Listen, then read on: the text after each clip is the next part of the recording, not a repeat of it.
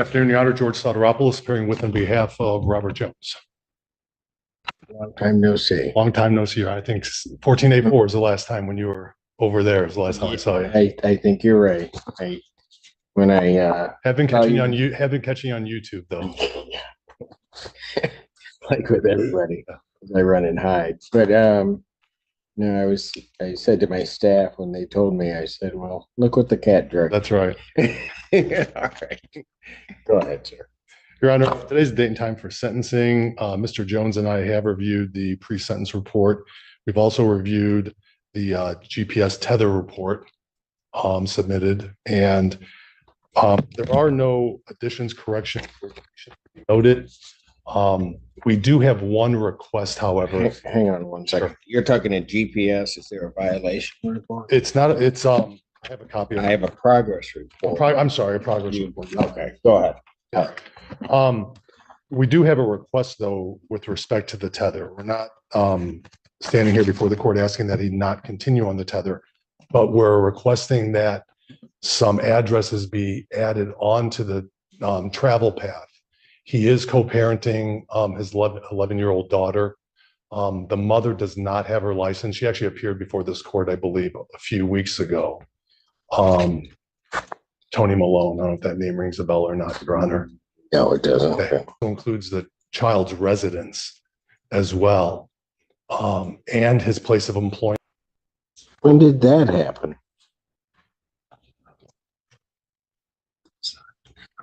Your Honor, he's been it's more of a side job there. It's he's a boxing coach there. He does personal training there. Okay. All right.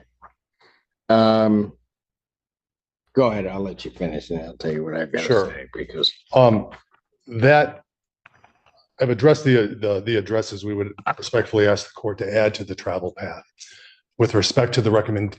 Well, so that you know, I cut the travel path entirely out, and I did that because he shouldn't be on. Okay. Every time I get here with Mr. Jones, I get something new. And the last time that we were here, either last time or time before that, he had indicated that he had an apartment. He, in fact, gave us a date. Well, he didn't give us a date. He gave Community Corrections a date that he was moving in. And so in trying to carve out, I did something very unusual in that because he is not supposed to be in Ann Arbor, Saline, or Pittsfield Township. So I carved out a specific roadway that he could travel. His reasons, the reasons given for that was because that's where his daughter resided. Also, the reason was because he was going to be working in Kent. He was getting his employment transfer.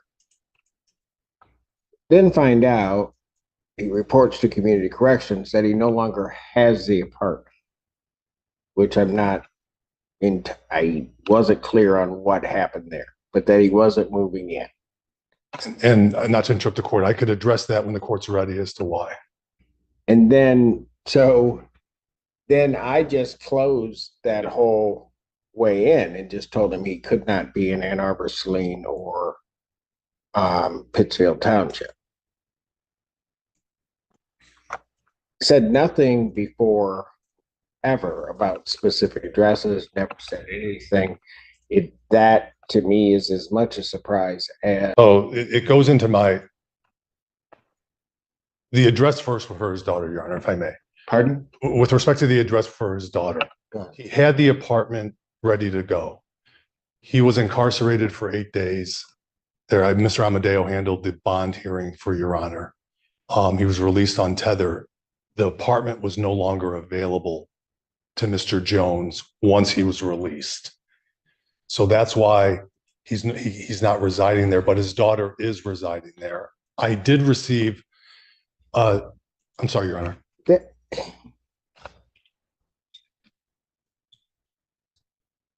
Had he deposited funds for the apartment? I mean, I don't know how that would occur because he specifically told us his move-in day. He was supposed to sign paperwork, and I believe the paperwork that he was supposed to sign, he was still incarcerated, was not able to meet that deadline and released the apartment. Is that correct, Mr. Jones? And he lost the deposit. And he lost the deposit. That was never even mentioned, and it isn't contained on the as employment on the on his pre-sentence report. Your Honor, he just did not bring that up to Mr. Odell about that. Communication from Ms. Malone with these addresses. Spoke to Mr. Jones about this. He indicated she does not drive, and they have a 50-50 parenting schedule where he would have the daughter 1 week on, 1 week off. And because she doesn't have a license, he's primarily responsible for driving the child to her appointments, to school, to her extracurricular activities.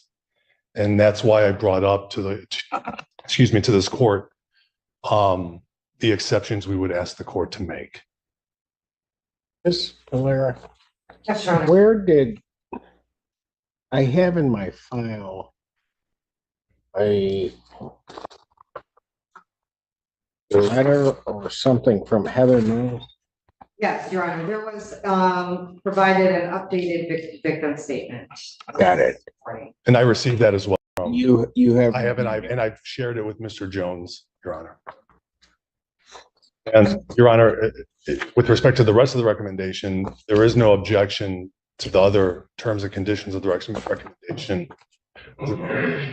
It's just these addresses that we're asking the court to grant him. How many addresses are we talking? May I approach, Your Honor? Well, With these, I mean, yeah, but I mean, how many are there? we have one, 2, 3, 4, 5 addresses, Your Honor. That would be within the no-go-to zone. They're Do I have, let's deal with the employment thing first. sure. Do I have anything that indicates he's employed there, even part-time, side job, anything? Because that has not been reported to probation.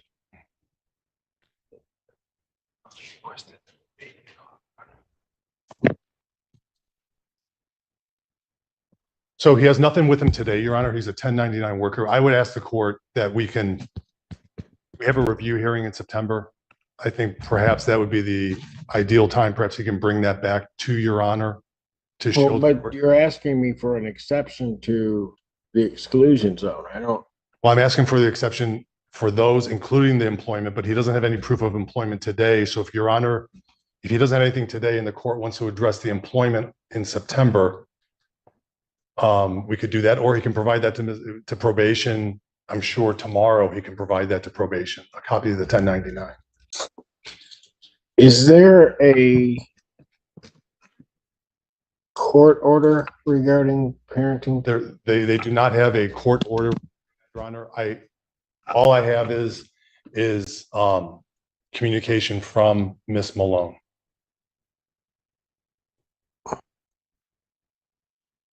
And Your Honor, I just became aware of this right when I walked in. I believe the daughter walked in prior to this case being called. I mean, she's here. I mean, I don't want to have an 11-year-old come up here, but I don't know how the court wants to, as far as any proof or verification. Ms. Polari, you. Your Honor, I just wanted to state, when I did the PSI with Mr. Jones on July 1st, the only income or employment, I should say, that he mentioned to me, those were the only employment.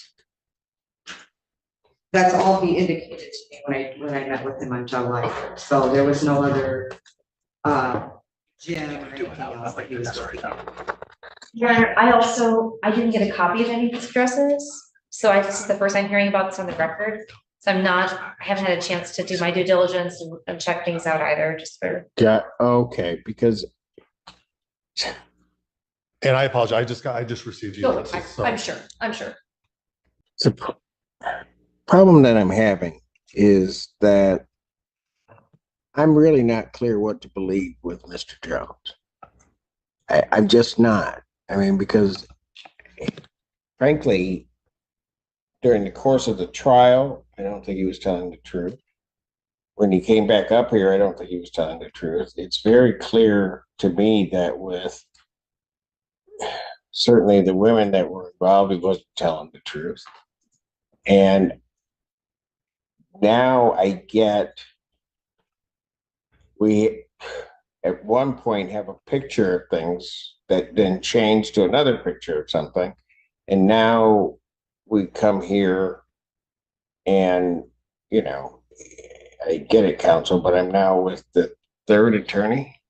understood, Your Honor. And I have now a different picture.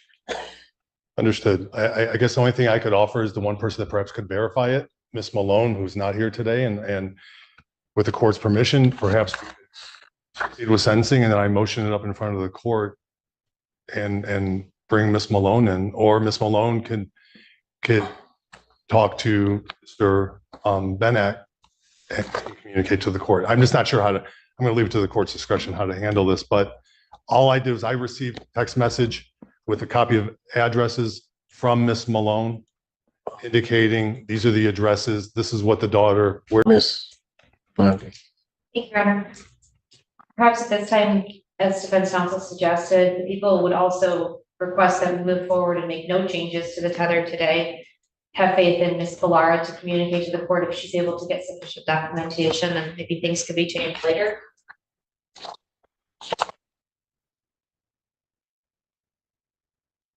I guess that's one way of proceeding. I mean, I guess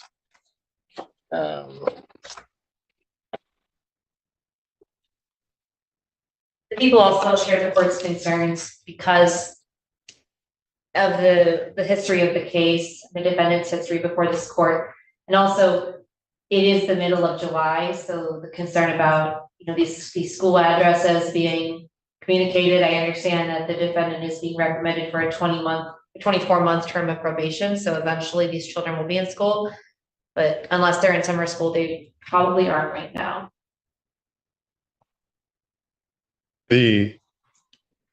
Certainly the community mental health treatment is ongoing. I don't believe that's paused. okay. And again, with that, now I will say at least with that, while it wasn't specifically stated, there was some indication of some type of treatment. But I don't even know. Nothing's been provided, I don't think. Ms. Pilara, was anything provided to you regarding his transportation to? Your Honor. Actually, I met with him, he was in custody, so, but he's not provided. Your Honor, as prosecution noted, I will have, if the court would be satisfied, I would have Mr. Jones provide this information to probation.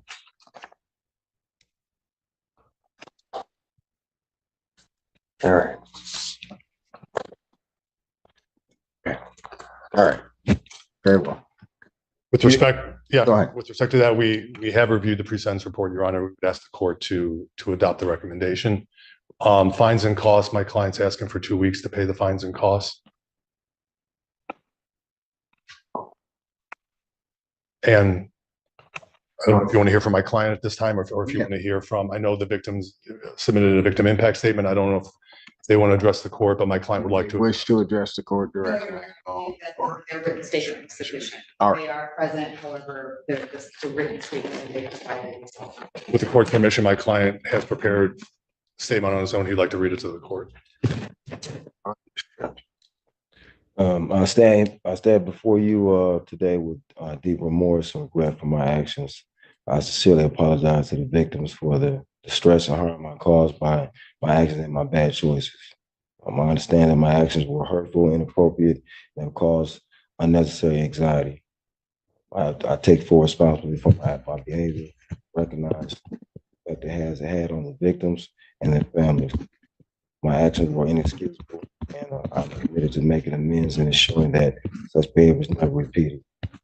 I'm truly sorry for the pain and disruption I've caused, and ask for the opportunity to demonstrate my genuine regret and commitment to a positive change. I'm rather amazed by you. The best I can put it. That's not necessarily a good amazement. I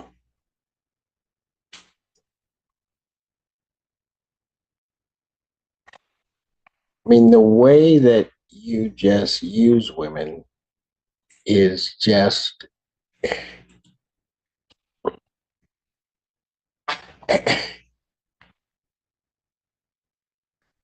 I mean, just incredible to me. And I know that maybe Mr. Sarapos doesn't know this or not, but I'm during the course of the trial, we were dealing with Mills, and then out of that, what gave rise to all of that was you being out with some other woman after having been involved with Mrs. Mills for about 3 years. Then we come for a bond hearing, I do believe it was, an emergency bond hearing, which was prompted by this other woman that supposedly you had a 7-year relationship with. She's in court. Somehow it was very clear from the expression on her face that she got lied to about who Miss Mills was, because she was absolutely shocked. You could tell from her face.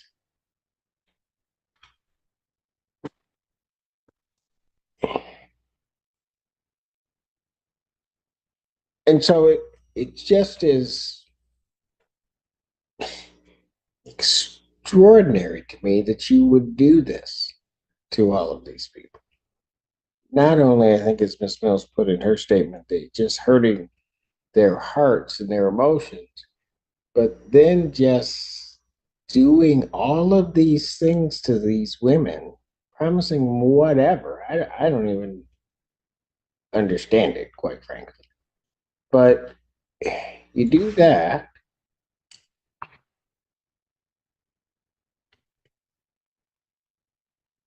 If you remember, I told you I can't trust you. I just can't trust you to do anything, because when you were on the stand, you were lying about what was going on then. And what is so hurtful to me in a lot of ways is that you're raising a daughter.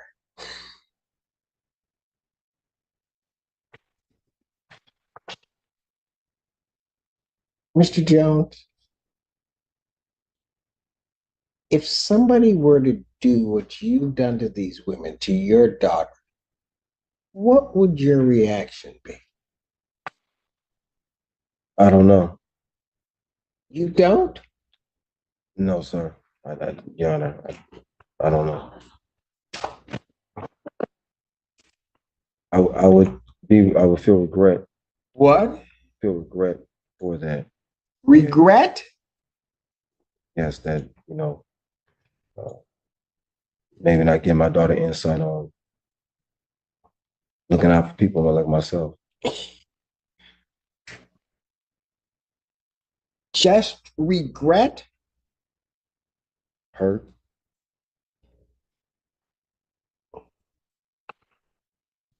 Man, talk like a father. How would you feel? You heard that about your daughter. Talk like a father. How would you feel? I would feel hurt and regret and anger. The best thing I can do is teach her to avoid what kind of man a father is. If you're raising a daughter, why would you act that way? It's mental health, Your Honor. I'm going to tell you what, it bothers me also that as bad as all of these women around you were treated by you, that when I pose that to you, reference your daughter, that's the best you could come up with. Your Honor, I seek mental health. I'm seek a therapist. There's a lot of things that I'm with my own demons as far as my behavior with the other people, and it's a mental health issue. You know, I was hoping for a minute when I asked you that question, sort of laid the background, that I'd get some answer that would make sense to this court. Because the cold-hearted reality of what I saw with this case, my initial thought was to impose additional jail time. I'll be absolutely honest with you.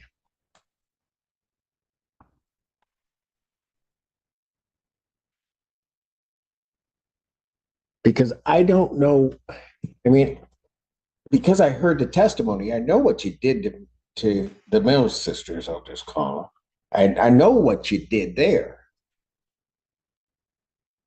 Left the other woman at the movies that they had to take your date home because you left them.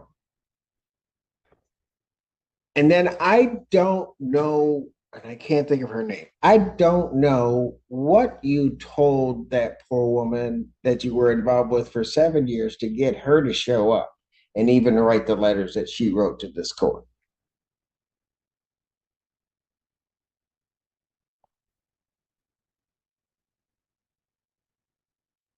Your Honor, I deal with mental health issues. I've had a victim of sexual assault when I was a kid, and I have a lot of trauma and stuff like that in my behavior. Destructive from that in relationships. Has been destructive in many relationships with people. I've failed to address it after getting out the army, and having trouble with the VA, and I've actually been, from this point, I've been seeking mental health counseling to deal with. So where did that come from?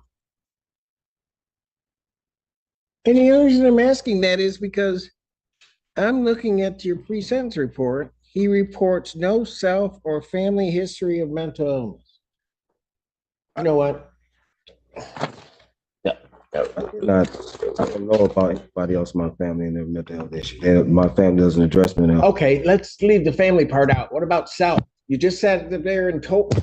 Seriously? I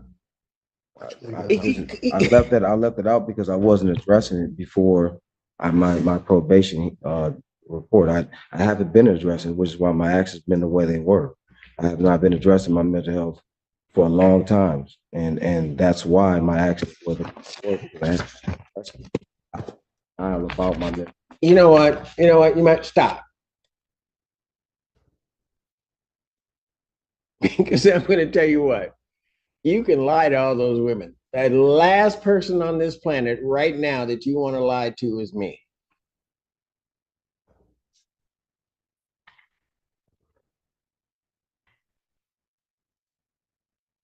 I'm looking at this report. I know that Ms. Flair does a thorough job in terms of these reports, and you're sitting up here telling me something different. And I think you're telling me something different because somehow and or another, I'm supposed to, the light's not supposed to shine on all these women. You want me to shine it on you and feel sorry for you. Talk to him. Talk to the judge. Your Honor, I've been in denial about my mental health all the way to being in jail. I've been in denial about my actions, and things like that. And when I was released, I was told by my sisters I need to go see mental health and address my issues, and it was a tough thing for me to do. I've been fighting it. So where are you going now? If you are, it's one of the mental health counseling that accept my insurance, and I have to do an intake and stuff like that. So you haven't gone.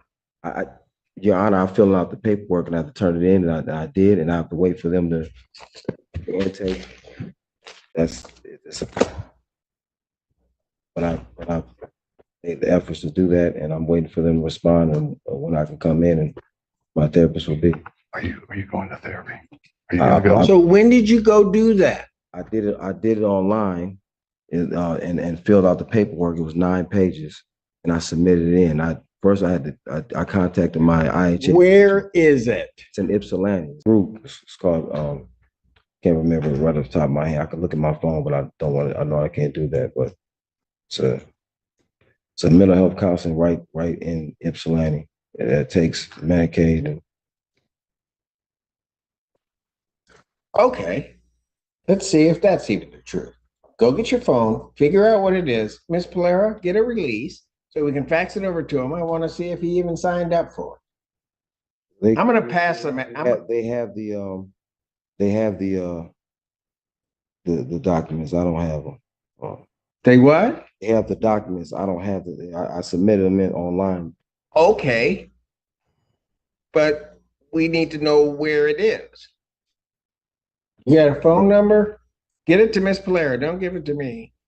Get it to Miss Polera. Miss Polera, can you get a release from him signed so we can at least see if Online. he submitted the form? They told me they'll get with me when it goes through empowerment interrogate. Right. That's the I have to go. So while we do that, so that these other people don't have to wait for this mess, I'm gonna pass the matter. Thank you. Is he in or not? Are you in? I submitted. I'm not in yet. They have to review my paperwork and then they'll get a hold of me. I don't know who does that. I'm passing this matter. You can go back and sit down, Mr. Jones.